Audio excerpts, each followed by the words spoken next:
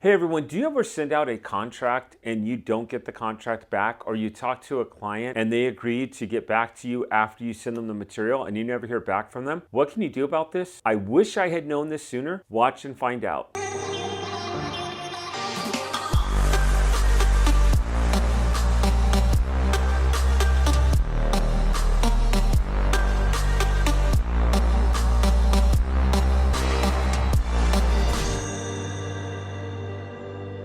Hey, before I get into this, I just want to let you know I have a free ebook that I give out every month. If you've not subscribed to my channel and hit the notification link, subscribe now, and I hope you're one of my lucky winners. So Thomas Monson has a phrase: when we deal in generalities, we shall rarely have success.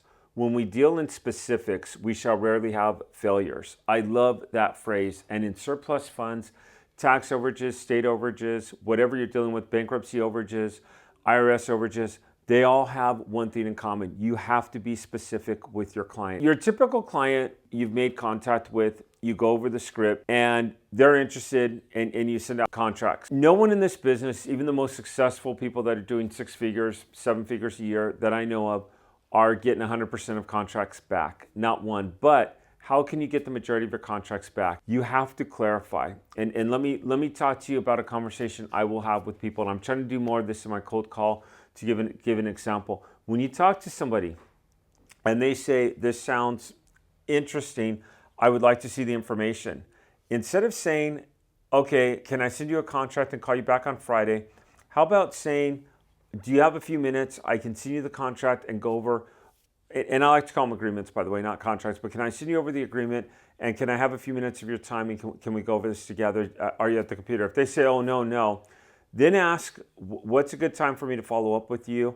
Are you sure you're ready? Because people get in a phase where they're stung. I mean, there's so many calls out there. How many of you have gotten a call saying that it's the IRS and you have back taxes, or your social security number's been compromised, or your car's been, the warranty's expired, or they come up with some stupid little phony thing, your home insurance or something. You get these weird calls. We all get them every single day, and I tend not to answer my cell phone a lot, but on a number I don't know, but we all get these stupid calls. And you're calling someone, you're telling them they have funds that they didn't know they had.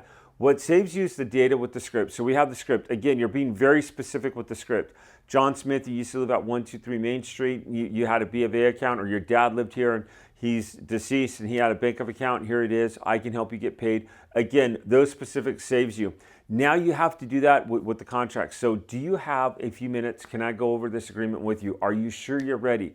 Then you send it to them when they're at the computer. You go over the script with them at the computer. You read it with them. You go over it with them. They look at it, and then you guide them through the next steps, and they need to be guided. With your permission, I can have someone at your door like a notary, or you can take it and have it notarized. Now, this is where you see a split in the community. A lot of my people, I have them go and get the contract notarized, and it's my demeanor. It's what I do. I've been very successful with that. A lot of people I know will say, okay, let me have someone bring you the agreement. You can go ahead and sign. You'll have to have it notarized. Here's everything else you need with the agreement. You need a copy of the title.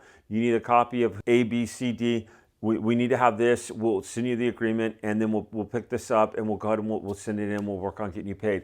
The biggest thing that I need to know is when I talk to someone on the phone and I make that initial contact, they need to see me as a surplus specialist. They need to see me as, even if it's your first call, they need to see you as a master in this business, as a professional. You have to come across that with your demeanor and speech. You can't, and that's why even the other day I was on a phone making an appointment. And the lady's like, "Hi, how are you? How are you doing?" Like this, and I like to see myself as a friendly guy. I don't like to tell people that I don't know how things are going or how my day is going. Do I have a headache? Do I have to go pick up my son early from school? Do I have to do this? It's really, I really don't care to share that. You know, I mean, I'm in here and I want to get this done. So if I'm talking to someone I don't know, I want to guide them through my script into getting this deal done, and then coming up with how to get that contract back. So an example of a generality would be, okay, you have this money, I'll call you back, let me get you the contracts. You're afraid to call them back, but you don't guide them through the process. An example of a specific where you want to see success, and you're rarely going to have failures. If you talk to Mr. Smith, you say, Mr. Smith, here's the info that I have. Here's the agreements I have. Here's what I need you to do. I need you to go ahead and have this agreement notarized, sent back to me. I need a copy of an old bank statement. I need a copy of your Bank of America account, the will, whatever they have. I need a copy of this, and you actually guide him through the process. Are you sure you're ready to go? Are you sure? I like the way how one of our coaches says, are you sure? 3 times on the phone, he'll say, are you sure you're ready to proceed? Are you sure you're ready to go forward?